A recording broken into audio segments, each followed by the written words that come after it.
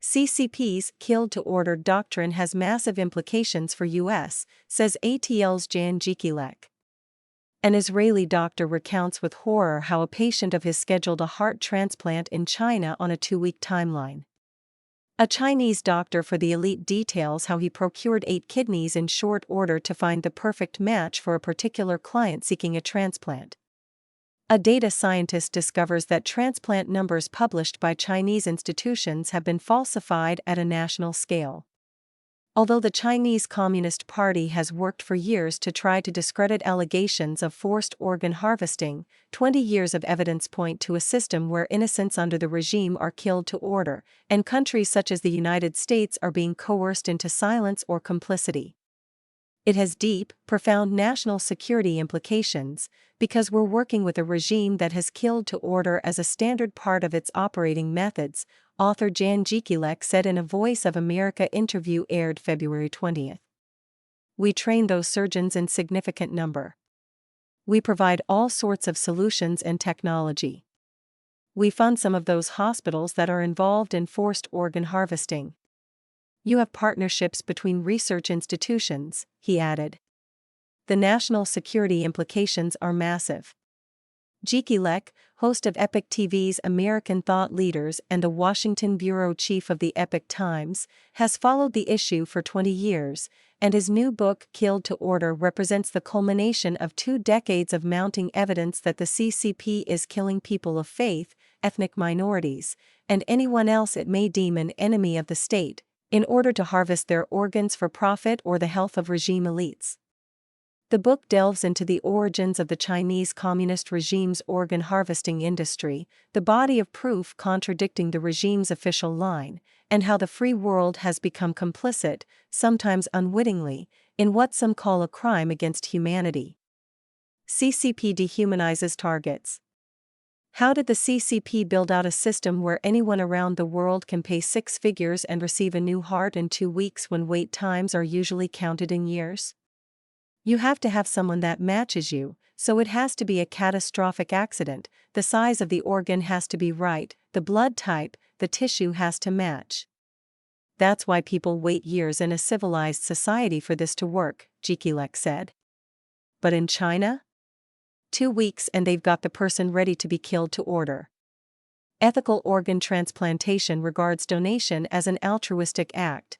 A person officially consents to donating their organs after death for nothing in return, in an effort to greatly benefit another who is critically ill.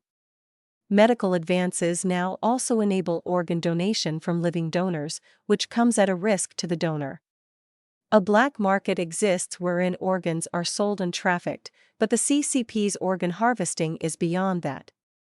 It is a state-backed enterprise intertwined with multiple industries and networked into the medical ecosystems of other countries, as explained in Killed to Order. You need to have something like a state actor.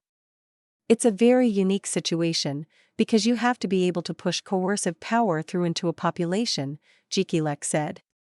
The system requires a force like a totalitarian state able to propagandize a population heavily, in effect dehumanizing an entire group of people. It also needs to have the power to incarcerate a huge group, Jekielek said. The CCP achieved this in the early 2000s, after it had incarcerated large numbers of prisoners of conscience, Falun Gong practitioners. Falun Gong, also known as Falun Dafa, is a peaceful spiritual practice in the Buddhist tradition that centers on the principles of truth, compassion, and forbearance.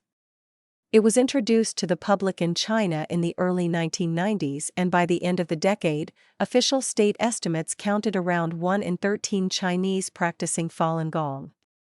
Then on July 20, 1999, the CCP carried out nationwide arrests of Falun Gong practitioners as it launched a violent persecution against the practice.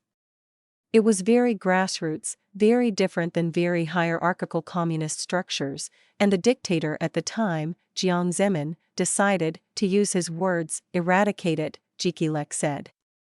So a group of people practicing truthfulness, compassion, forbearance were suddenly on the most wanted list. To justify this, pushed mass propaganda into the population, and you have this dehumanization situation now, and this mass incarceration. Jekielek added that the CCP, as with all communist regimes, has a history of designating an external enemy, the United States, as well as internal enemies in order to cement its hold on power. Sometimes it was the landowners, when they wanted to steal the land, sometimes it was the students and the student movement of '89, he said. Why does it become a vulnerable group? There's two purposes of this. One is because they want to somehow suppress this group or get rid of it. The other thing is, it's a message to the rest of society, this is what the Communist Party can do. Don't get on the wrong side of us. The reason you need the vulnerable part is that most people aren't psychopaths. The moment that you start believing that someone is less than human, that allows you to do terrible things. This is why genocides happen, said Jekielek, whose father-in-law is a survivor of the Holocaust. Killed to Order covers evidence of early experimentation on Uyghurs in Xinjiang, before the CCP had incarcerated likely millions of Falun Gong practitioners, and evidence that Uyghurs now detained en masse in labor camps may now be subjected to forced organ harvesting. Jekielek's concern is that other religious and ethnic minorities are next.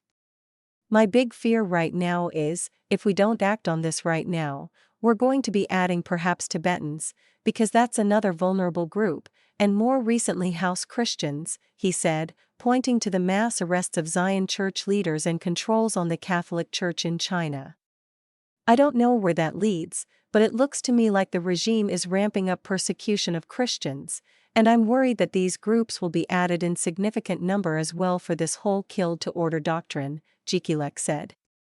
Killed to Order will be published on March 17 and is currently available for pre-order.